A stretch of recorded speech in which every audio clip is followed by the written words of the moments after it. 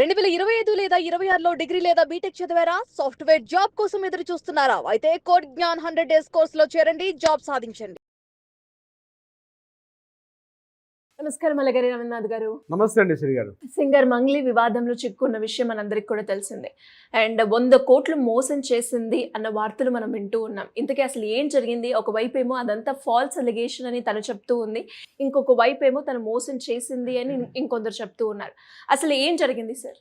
గడిచిన 2-3 రోజులుగా 2 తెలుగు రాష్ట్రాల్లో కూడా వివాదాస్పదంగా ఉన్నటువంటి ఒక సెలబ్రిటీ ఎవరైనా ఉన్నారంటే సత్యవతి రాథోడ్ ఉరఫ్ మంగ్లీ గారని చెప్పవచ్చు.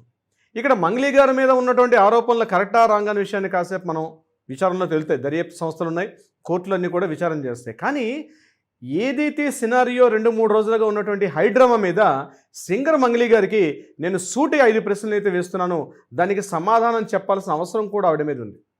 ఎందుకు విషయాన్ని సూటిగా చెప్తున్నాం అంటే ఇది కేవలం వ్యక్తిగత విషయాలకు సంబంధించిన విషయంగా ఇది కాదు. ఇది ప్రజల యొక్క అమౌంట్, కొంతమంది బాధితులు ఉన్నారు, ఒక 100 మంది సుమారుగా 100 నుంచి 150 మంది వరకు ఉన్నారని చెప్పి వివరాలు ఇస్తున్నాయి. దీనికి సంబంధించి సమాధానం చెప్పాల్సిన అవసరం, పబ్లిక్ని అడ్రస్ చేస్తూ మాట్లాడాల్సిన అవసరం అవుతుంది. నిన్న ప్రెస్ మీట్లో ఆవిడ కంటతడి పెట్టుకొని మాట్లాడిన మాటలు అది ఒక విధంగా కరెక్టా రాంగ్ అనే విషయం నేను జడ్జ్ చేసే పరిస్థితిలో లేదు. కానీ బీయింగ్ ఎన్ అడ్వకేట్గా నా యొక్క వ్యక్తిగత అభిప్రాయం ప్రకారం ఇది ఆమె పర్సనల్ విషయం కాదు, ఆమె వ్యక్తిగత విషయం కాదు. ఇది కంప్లీట్గా ఒక అమౌంట్, అంటే ఒక ఫినాన్షియల్ స్కామ్. ఒక 150 కోట్ల నుంచి 200 కోట్ల రూపాయల వరకు జరిగిన స్కాము.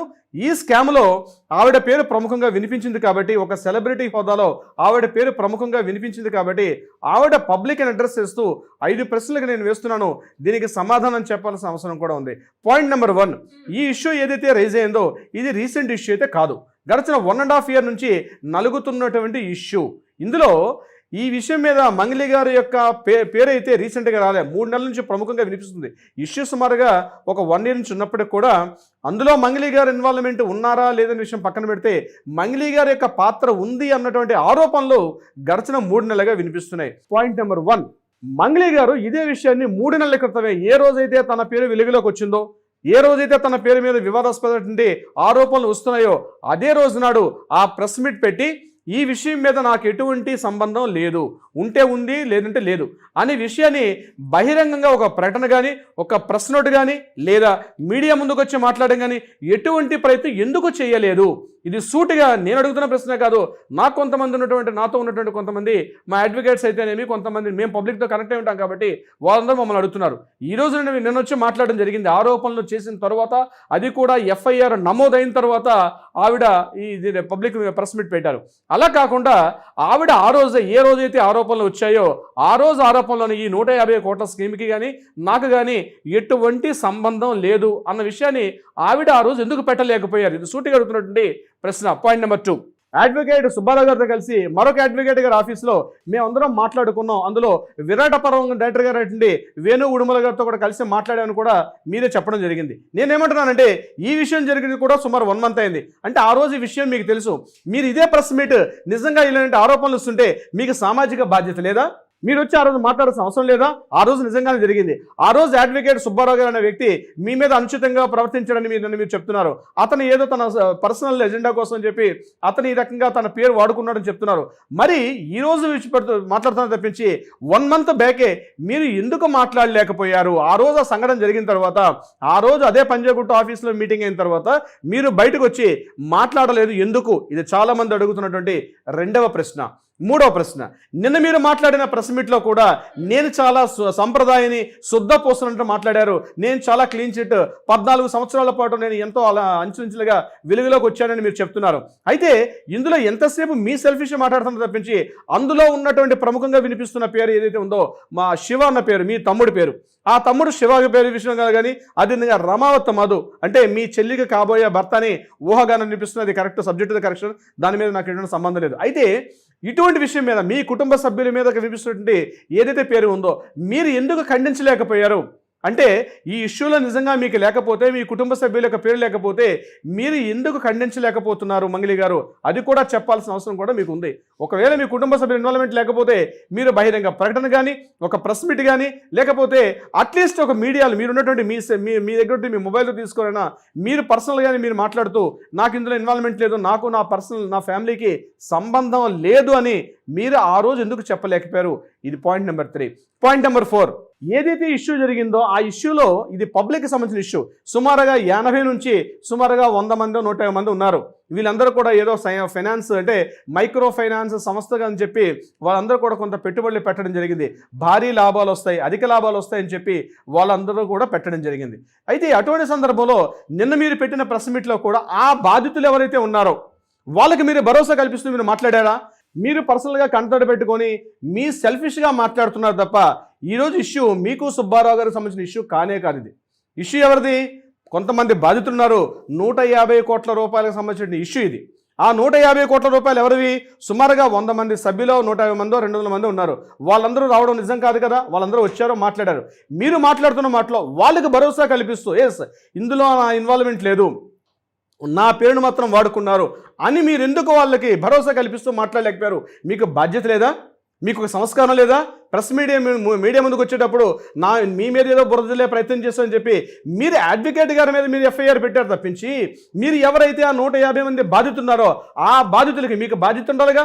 మీరు మీరు అన్నారే సోషల్ మీడియాలో ఉన్న అండదండలతో నేను ఈ స్థాయికి వచ్చినప్పుడు ఎవరైతే ఆ బాధితున్నారో ఆ బాధితులకు భరోసా కల్పిస్తూ మీరేమైనా ఒక 2 మాటలు మాట్లాడారా?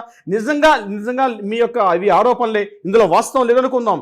అటువంటి సందర్భాల్లో ఆ 80 మందికి మీరు భరోసా కల్పిస్తూ నాకు ఇందులో ఎటువంటి డైరెక్ట్ ఇన్వాల్వ్మెంట్ లేదు, ముందేలాగా చెప్పలేకపోయారు. అట్లీస్ట్ నిన్న ప్రెస్ మీట్లో అయినా సరే మీరు మీడియా ముందు మాట్లాడేటప్పుడు వాళ్ళకి మీరు క్లియర్గా వాళ్ళందరితో వాళ్ళని ఉద్దేశిస్తూ మీరు మాట్లాడాల్సిన అవసరం ఉంది. మీ ఆరోపణలు కానీ మీ మీద వచ్చిన ఆరోపణలు అవాస్తవం అయితే ఏమని, నాకు ఎటువంటి ఇన్వాల్వ్మెంట్ లేదు, నాకు ఎటువంటి సంబంధం లేదు, నా పేరును వాడుకున్నారు తప్పించి నాకు కానీ నా కుటుంబ సభ్యులకు కానీ ఇందులో ఇన్వాల్వ్మెంట్ లేదని చెప్పి మీరెందుకు మీడియాలో మాట్లాడలేకపోయారు? ఇది మీరు చెప్పాల్సిన సమాధానం కూడా ఉంది.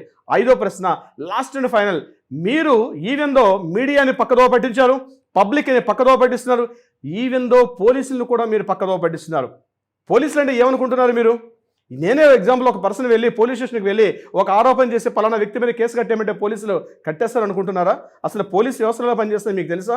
పోలీసులు ప్రాథమిక విచారణ లేకుండా, ప్రాథమికంగా అంటే ఒక ప్రైమరీ ఇన్వెస్టిగేషన్ లేకుండా జస్ట్ ఎవరో వచ్చి పలానా పేరు పెట్టామంటే ఎఫ్ఐఆర్ పెట్టరండి సిరిగారు. డెఫినెట్గా పోలీసులు ప్రైమరీ ఇన్వెస్టిగేషన్ చేస్తారు. అందులో డైరెక్ట్గా కానీ ఇండైరెక్ట్గా కానీ మన యొక్క ప్రమేయం లేకుండా, అందులోనూ మీరు సెలబ్రిటీలు, ఏమైనా జరిగితే రేపు కోర్టు ముందు సమాధానం చెప్పుకోవాల్సిన అవసరం కూడా డిపార్ట్మెంట్కి ఉంటుంది. సో డిపార్ట్మెంట్ ఎవరంటే మీరేమైనా ఆషామాషి వ్యక్తులు అనుకుంటున్నారా? నాకు వ్యవస్థల మీద నమ్మకం ఉంది, దర్యాప్తు సంస్థల మీద, పోలీసు వ్యవస్థ మీద, పోలీసు వ్యవస్థ పైన నాకు ప్రగాఢ నమ్మకం ఉంది. ఊరికనే ఎఫ్ఐఆర్ కట్టరండి సిరిగా. రెట్టి పరిస్థితుల్లో కూడా అట్లీస్ట్ ఏదో ఒకటి, నిప్పు లేనిదే పొగరాదు అంటారు, నిప్పు లేనిదే పొగరాదని వాస్తవం ఊరికనే రాపట్ల. ఇందులో మీ ఇన్వాల్వ్మెంట్ ఉందా లేదా, డైరెక్ట్గా ఉందా లేని విషయం మీద పోలీసులు ఎఫ్ఐఆర్ కట్టారంటే ఎంతో కొంత 0.1% అని ఉండే ఉంటుంది. అది అవునా కాదండి కోర్టులు నిర్ణయిస్తాయి, దర్యాప్తు సంస్థలు డిసైడ్ చేస్తారు, కోర్టుల దాకా ఉంటుంది. కానీ నిన్న మీరు వాపోవడం చాలా తప్పు. అలా మీరు ప్రవర్తించకుండా ఉండాల్సిందే. ఈ 5 ప్రశ్నలకు కూడా సమాధానం చెప్పాల్సిన అవసరం అయితే మంగ్లీ గారి పైన ఉంది. ఆరోపణలు అవాస్తవమైతే అవాస్తవం అయి ఉండొచ్చు కాక మీ పేరును వాడుకుంటున్నారంటే ఆ విషయాన్ని మీరు ఎందుకు చెప్పలేకపోయారు? మీరు పర్సనల్ ఎజెండాగా తీసుకొని నేను ఇంత కష్టపడ్డాను, నేను గిరిజన ఆడబిడ్డ అయినా మరొక ఆడబిడ్డ అయినా ఎవరైనా సరే తప్పు చేస్తే సమాజం ముందు కోర్టు ముందు అందరూ సమానమే. కోర్టు ఎక్కడ క్షమించదు. మీకు కావాలంటే ప్రమోషన్స్ కానీ మరొక విషయంలో కానీ మీకు ఏమైనా రాయితీలు ఉండొచ్చేమో కానీ తప్పు చేసే ముందు ఎవరైనా సరే సమానమే. అయినప్పటికీ కూడా మీరు పర్సనల్ ఎజెండాగా తీసుకుని మీరు మాట్లాడే విషయాల్లో నేను ఒక గిరిజన ఆడబిడ్డని, నేను ఇలా కాబట్టి ఇది చాలామందికి అలవాటు అయిపోయింది ఈ మధ్యకాలంలో. నేను అటువంటి చెయ్యొద్దు అని చెప్తాను. ముఖ్యంగా సెలబ్రిటీలు మీరు చాలా అలర్ట్గా ఉండాల్సిన అవసరం కూడా ఉంది. సింగర్ మంగ్లీ గారి యొక్క ఇష్యూనే ఈరోజు బెస్ట్ ఎగ్జాంపుల్ అవుతుంది. మాట్లాడేటప్పుడు ఒళ్ళు దగ్గర పెట్టుకుని మాట్లాడాలి. మనం ఏం చేస్తున్నాం, ఎవరితో మాట్లాడుతున్నాం, ఎలా బిహేవ్ చేస్తున్నాం. ఎందుకంటే కొన్ని లక్షలాది కన్నులు, లక్షలాది చెవులు మేము చూస్తూ ఉంటాయి. మీరు మాట్లాడే ప్రతి మాట, మీరు బిహేవ్ చేసే ప్రతి ప్రక్రియ కూడా వాళ్ళు చూస్తూ ఉంటారు. నిన్న విషయంలో సింగర్ మంగ్లీ గారి మీద వివాదం ఉందా, నిజంగా సింగనమంగళి గారి పాత్ర ఉందా లేదండి నాకు తెలియదు, ఎవరికి తెలియదు. కానీ ఆరోపణలు వచ్చేటప్పుడే ఈవిడ అప్పుడే ఖండించి ఉంటే కొంతవరకు ఆవిడ ఈరోజు సేఫ్టీ జోన్లోకి వచ్చే అవకాశం ఉండేది. కానీ ఈరోజు ఇంత జరిగిన తర్వాత కూడా ఇది సింగనమంగళి సుబ్బారావు గారి అడ్వకేట్ మధ్య జరుగుతున్న ఇష్యూగా మారిపోయింది తప్పించి అసలు ప్రాబ్లం ఎవరిది? 200 కోట్ల రూపాయల స్కామ్, దాన్ని ఎవరో పట్టించుకోవట్లేదు. దీన్ని మొత్తం సైట్ రేఖలో పట్టించేశారు. ఇదేదో పర్సనల్గా తీసుకుని మాట్లాడుకోవడం జరుగుతుంది. నేనేమంటున్నానంటే పోలీసు వ్యవస్థలు అద్భుతంగా పనిచేస్తాయి. విషయాన్ని పక్కదో పట్టించకుండా మంగళి గారు నిజంగా క్లీన్ చిట్ అయితే క్లీన్ చిట్గా రావాలని కోరుకుందాం. కానీ క్లీన్ చిట్ అయితే ఇప్పటికైనా ప్రెస్ మీట్ పెట్టి నేను అడిగిన ఈ 5 ప్రశ్నలకు కూడా సమాధానం చెప్పాల్సిన అవసరం ఉంది శ్రీ గారు. Thank you sir, thank you so much. Thank you so much అండి శ్రీ గారు.